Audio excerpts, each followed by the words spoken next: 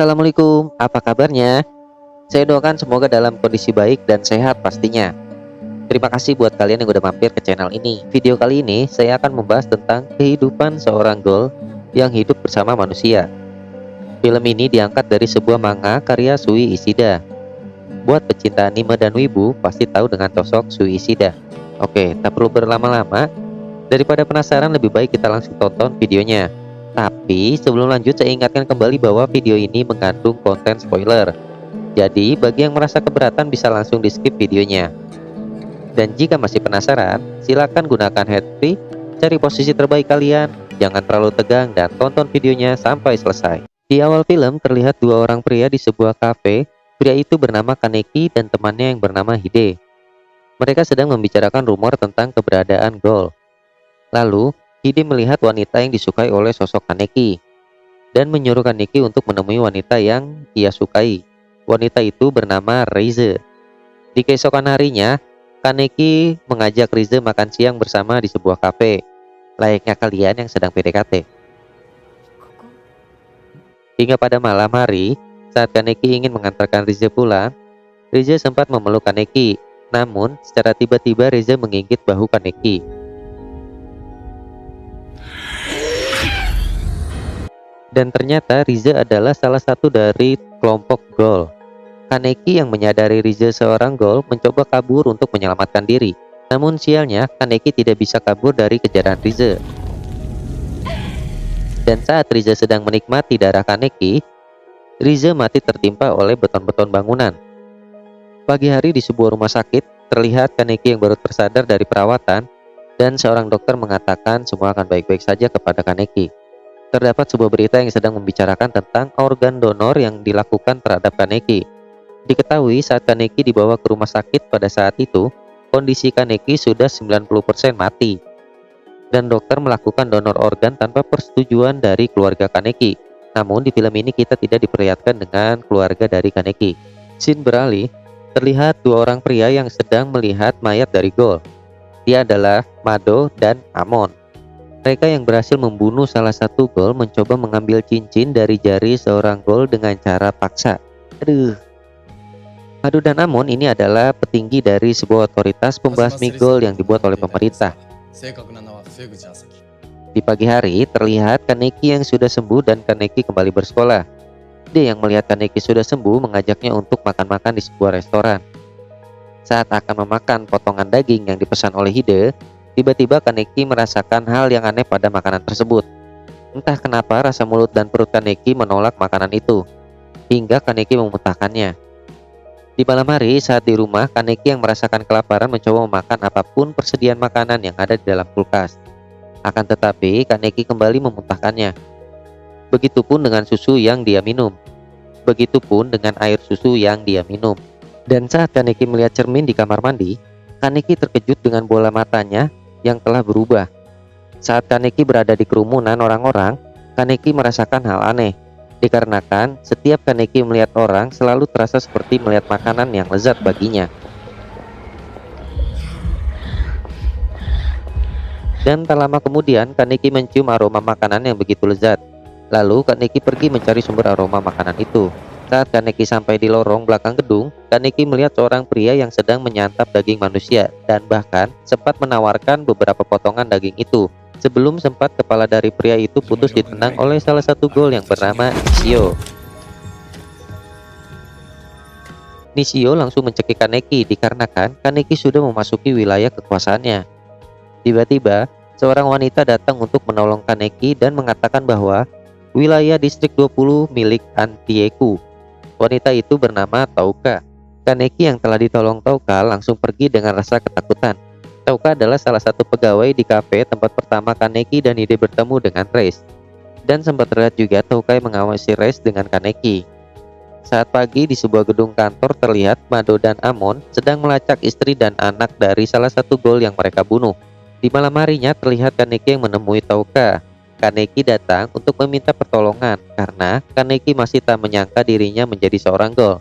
Touka mengatakan bahwa organ donor yang diterima Kaneki adalah bagian dari organ tubuh Reis, wanita ghoul yang Kaneki sukai. Mendengar hal tersebut, Kaneki hanya terdiam. Lalu pria tua dari pemilik toko itu datang menghampiri Kaneki dan mengajaknya bergabung dengan Antieku. Pria tua itu bernama Yoshimura. Anteiku sendiri adalah komunitas atau klan dari beberapa gol yang ada di distrik 20. Saat di dalam toko, Kaneki disuguhi secangkir kopi. Kaneki yang merasa takut untuk meminumnya, Yoshimura pun mengatakan jika seorang gol masih dapat meminum kopi, dan kopi adalah minuman yang dapat menahan lapar seorang gol. Kaneki yang mencicipi kopi itu menangis, karena Kaneki dapat merasakan kembali rasa yang nikmat, yang dimana sebelumnya Kaneki tidak dapat memakan semua makanan yang biasa ia makan. Ternyata cara kerja dari organ tubuh seorang gol sangat berlawanan 180 derajat dengan manusia normal pada umumnya. Saat akan pulang, Kaneki diberikan sebuah bungkusan oleh Yoshimura. Bungkusan itu berisikan makanan yang dapat Kaneki makan sebagai seorang gol. Setelah tiba di rumah, Kaneki yang masih ragu dengan bungkusan yang Yoshimura berikan, akhirnya dengan terpaksa membuang bungkusan itu. Meski Kaneki tahu isi bungkusan itu adalah potongan daging manusia yang bisa Kaneki makan.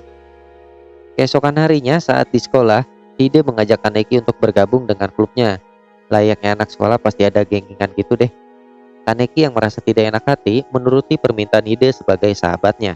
Saat akan menemui ketua klub, ternyata sang ketua sedang melakukan cocok tanam. Pria itu bernama Nishio. Kaneki yang melihatnya pun terkejut, bukan dikarenakan cocok tanam, melainkan pria yang jadi ketua klub temannya Hide adalah seorang gol yang pernah ia temui di lorong gedung pada saat itu. Hide yang mengajak Nishio makan, tiba-tiba Hide dibanting oleh Nishio. Melihat kejadian itu, Kaneki langsung menolong Hide.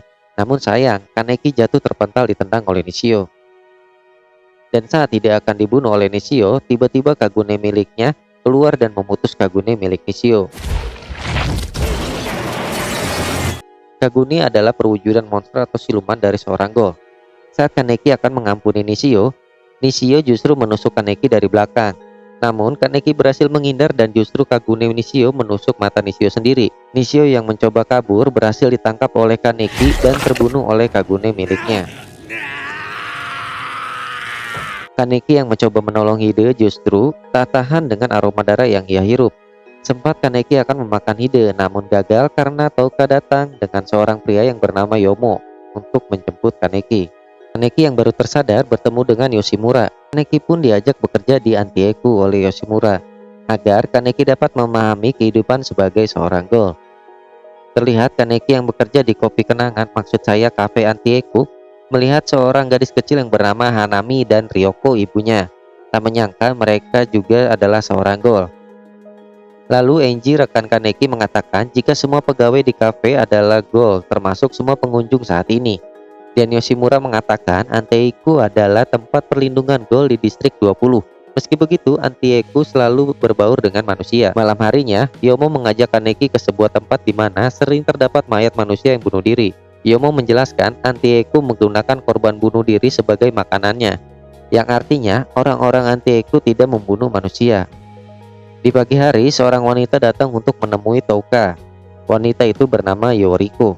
Yoriko datang untuk memberikan masakan yang ia buat untuk Touka. Tak ingin temannya curiga dan sakit hati, Touka mencoba makanan itu. Hingga akhirnya Touka muntah-muntah. Aduh, yang buat subtitling ngeselin. Soalnya bilangnya rasa tai kebo. Oke, lanjut. Di malam hari, Yomo memberikan informasi penting tentang agen Komisi Pemberantasan Gol yang disingkat AKPG.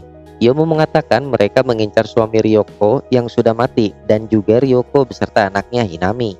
Keesokan harinya, Touka mengajak Kaneki bertemu dengan seorang gol yang bernama Uta untuk pembuatan wajah gol atau topeng yang akan dikenakan oleh Kaneki.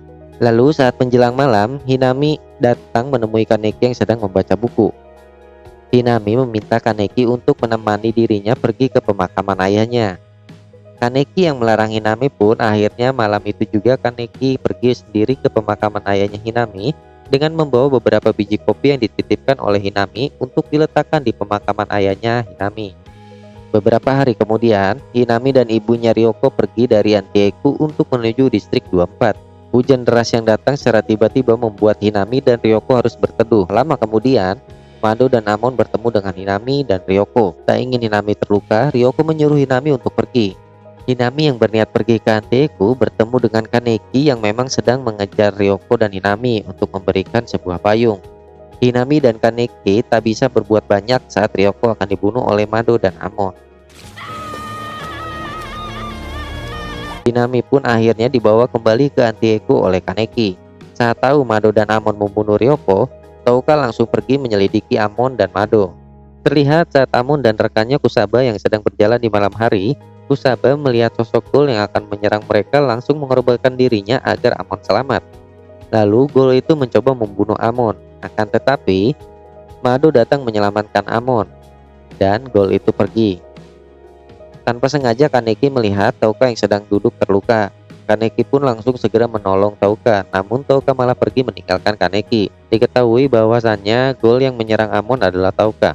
Merasa tak berguna, Kaneki meminta izin kepada Yoshimura untuk balas dendam.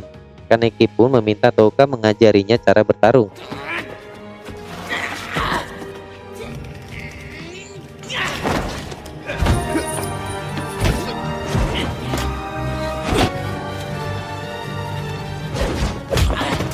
Terlihat Hinami yang masih bersedih karena kepergian ibunya. Lalu saat Touka dan Kaneki datang ke kamar Hinami, Hinami telah menghilang. Touka mengatakan seorang Ghoul memiliki indera penciuman yang sangat tajam. Itu berarti Hinami pergi karena mencium aroma ibunya.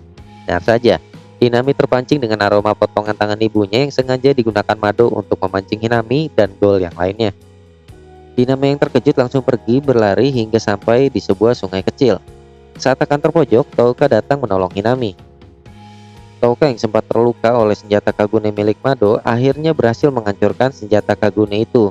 Akan tetapi, saat Touka akan menyerang Mado, ternyata Mado juga telah menggunakan Kagune milik Ryoko sebagai senjata dan Touka terluka parah. Melihat hal itu, Hinami tak tinggal diam. Saat Touka akan dibunuh oleh Mado, tiba-tiba tangannya terputus. Dan ternyata Kagune milik Hinami lah yang memutus tangan Mado, disusul dengan kedua kakinya. Hingga akhirnya Mado tewas dibunuh oleh Touka. Di saat bersamaan, Kaneki berhasil mengejar Amon dengan menghantam mobil Amon hingga mobil terpental ke dalam sebuah gedung. Pertarungan dimulai dengan Amon yang menggunakan senjata dari Kagune milik Ghoul yang sudah mati. Kaneki yang bertarung dengan Amon tanpa Kagune pun kewalahan. Namun tak lama kemudian, Kaneki berhasil mengeluarkan Kagune miliknya. Akhirnya Kaneki berhasil mengalahkan Amon dengan menghancurkan senjata Kagune miliknya. Kaneki yang tak tega membunuh Amon akhirnya pergi meninggalkan Amon yang sedang terluka. Terlihat Kaneki yang mencoba membantu Touka untuk pulang, disusul dengan datangnya Yomo yang menjemput mereka untuk kembali ke Antieku. Dan juga Amon yang bersedih terlihat rekannya Mado telah meninggal. Dan film selesai. Di akhir film diperlihatkan Hide yang masih hidup sedang dirawat di rumah sakit. Dan juga Amon yang mendatangi pemakaman rekannya Mado menggunakan penutup mata yang sama persis dengan Kaneki gunakan sebelumnya. Memang saat di akhir pertarungan Kaneki dan Amon, Kaneki sempat meneteskan air mata darah tepat di mata Amon. Apakah Amon akan menjadi Ghoul seperti Kaneki? Yang tahu bisa komen di bawah ya. Alur cerita dari film ini begitu kompleks. Saking kompleksnya saya tidak menemukan latar belakang dari setiap masing-masing pemeran, terlebih dari Ken Kaneki yang menjadi tokoh utama dari film ini. Rasa penasaran saya bertambah dikarenakan terdapat sequel film ini di tahun 2019. Mohon maaf jika ada salah dalam pengucapan. Dan buat kalian yang ingin request film agar dibuatkan alur ceritanya, bisa langsung tulis di kolom komentar. Sekian dari saya, mohon pamit undur diri. Bye-bye.